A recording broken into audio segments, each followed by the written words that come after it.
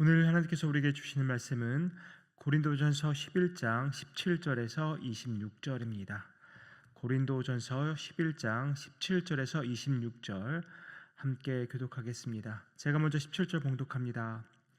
내가 명하는 이 일에 너희를 칭찬하지 아니하나니 이는 너희의 모임이 유익이 못되고 도리어 해로움이라.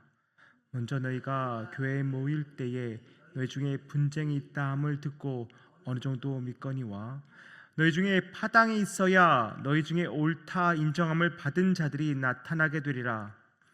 즉 너희가 함께 모여서 주의 만찬을 먹을 수 없으니 이는 먹을 때에 각각 자기의 만찬을 먼저 갖다 먹으므로 어떤 사람은 시장하고 어떤 사람은 취함이라. 너희가 먹고 마실 집이 없느냐?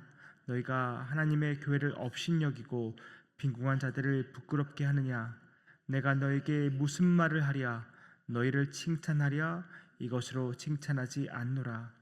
내가 너에게 전한 것은 주께 받은 것이니 곧 주 예수께서 잡히시던 밤에 떡을 가지사 축사하시고 떼어 이르시되 이것은 너희를 위하는 내 몸이니 이것을 위하 행하여 나를 기념하라 하시고 식후에 또한 그와 같이 잔을 가지시고 이르시되 이 잔은 내 피로 세운 새 언약이니 이것을 행하여 마실 때마다 나를 기념하라 하셨으니 너희가 이 떡을 먹으며 이 잔을 마실 때마다 주의 죽으심을 그가 오실 때까지 전하는 것이니라.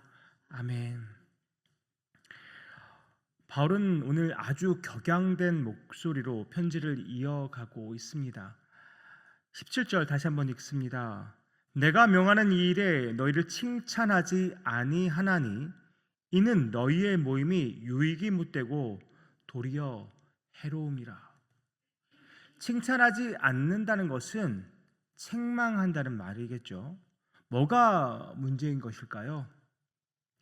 고린도 교회가 모임을 하고 있는데 그 모임이 유익이 되기는커녕 오히려 해가 되고 있다고 말하고 있습니다.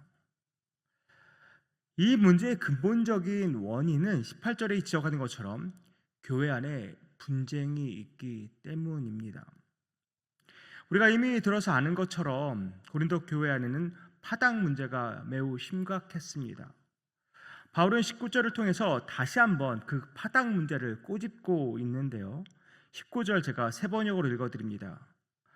하기야 여러분 가운데서 바르게 사는 사람들이 환히 드러나려면 여러분 가운데 파당도 있어야 할 것입니다. 이것은 바울이 지금 고린도 교회 안에 파당의 문제를 비꼬고 있는 것입니다. 그러면서 20절에서 핵주먹 같은 말을 하는데요. 개역개정은 그냥 그런즉 너희가 함께 모여서 주의 만찬을 먹을 수 없으니라고 번역하고 있어서 그 의미가 조금 모호하지만 새 번역은 그 의미를 좀 더 분명하게 번역하고 있습니다. 그렇지만 여러분이 분열되어 있으니 여러분이 한 자리에 모여서 먹어도 그것은 주님의 만찬을 먹는 것이 아닙니다. 무슨 말입니까? 고린도 교회가 한 자리에 모여서 주의 만찬을 먹는다고 먹었는데 바울은 그들이 먹는 만찬은 주의 만찬이 아니라고 말하고 있습니다. 이유가 무엇인가요? 그들 안에 분쟁이, 그들이 분열되어 있기 때문입니다. 고린도 교회가 나눈 만찬이 주의 만찬이 될 수 없는 결정적인 이유는 분쟁과 파당 때문인 것이죠. 주의 만찬의 그 본질을 잊어버린 채 서로 갈라져서 나누는 그 주의 만찬은 결코 진정한 의미의 주의 만찬이 될 수 없다는 말입니다. 실질적인 예를 21절과 22절을 통해서 제시합니다. 당시 고린도 교회는 부유한 계층의 사람들과 가난한 계층의 사람들이 나뉘어 있었던 것으로 보입니다.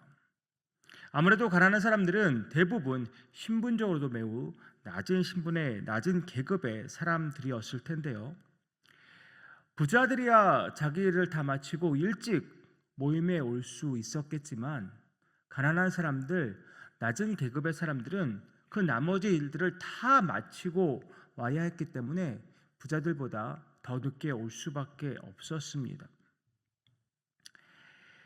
그러니까 당시의 주의 만찬은 우리가 지금 어떠한 떡 한 조각, 한 잔에 작은 잔에 그런 포도주를 마시는 것과는 조금 다르게 풍성한 음식을 나누는 애찬이 함께 진행됐습니다.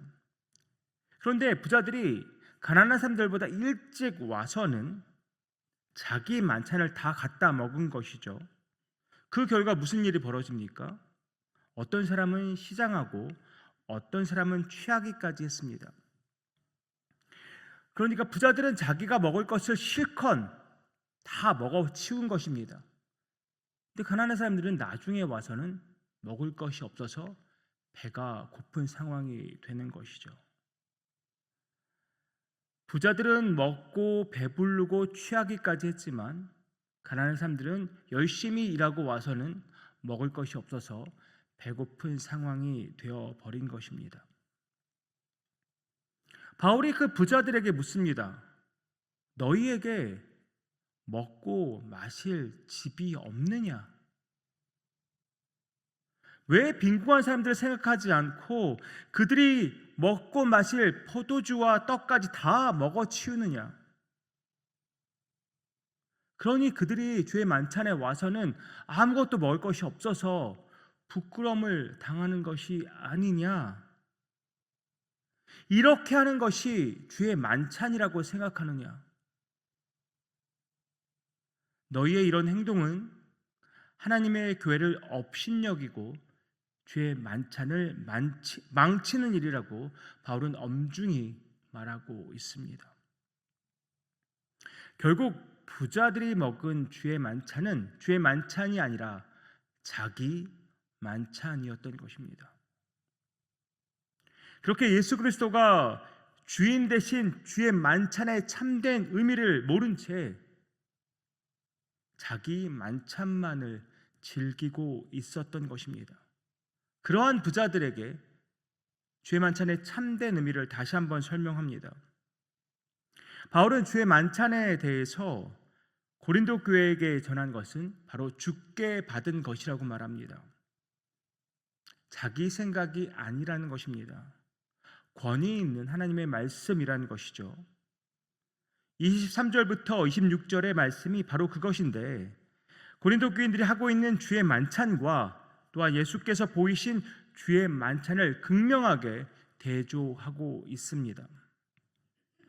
예수께서 잡히시던 밤에 유월절을 지키기 위해서 제자들과 함께 모이셨습니다. 떡을 떼어 감사 기도하고 제자들에게 나누어 주시면서 말씀하십니다. 이것은 너희를 위하는 내 몸이니 이것을 행하여 나를 기념하라. 그렇게 말씀하신 예수님은 우리를 살리시려고 채찍을 맞으시고 손과 발에 못이 박히고 창에 찔리기까지 그 몸이 찢기셨습니다. 그렇게 자기 몸을 아낌없이 내어주신 예수님이 떡을 떼면서 예수님을 기념하라고 하셨는데 부자들은 어떻게 했습니까? 자기 배를 채우는데 급급했습니다. 또 식후에 잔을 들고 예수님이 말씀하십니다. 이 잔은 내 피로 세운 새 언약이니 이것을 행하여 마실 때마다 나를 기념하라. 예수께서 십자가에 흘리신 그 피와 또 그 피로 세운 언약은 빈부 고아와 상관없고 차별이 없습니다.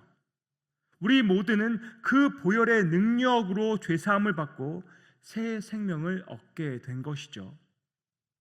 그렇다면 우리는 그 잔을 마실 때마다 예수께서 나를 대신해서 흘리신 그 피를 묵상하고 감사하면서 마셔야 하는 것입니다.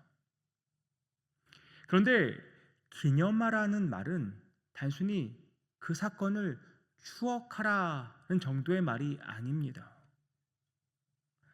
예수의 사랑과 그 희생을 공동체 안에서 재현해내라는 말입니다. 그런데 고린도 교회 부자들이 어떻게 했습니까? 가난한 자들이 마셔야 할 것까지 다 마셔버려서 그들은 취하고 말았습니다.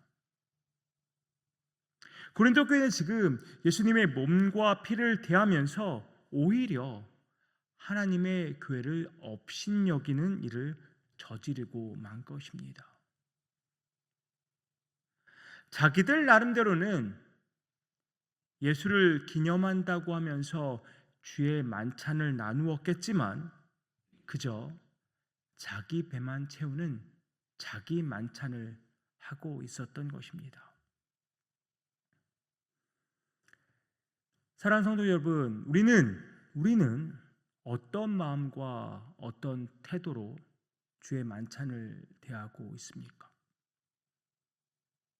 나를 위해 찢기신 예수님의 몸과 나를 위해 흘리신 예수님의 피를 대하면서 우리는 무엇을 다짐합니까?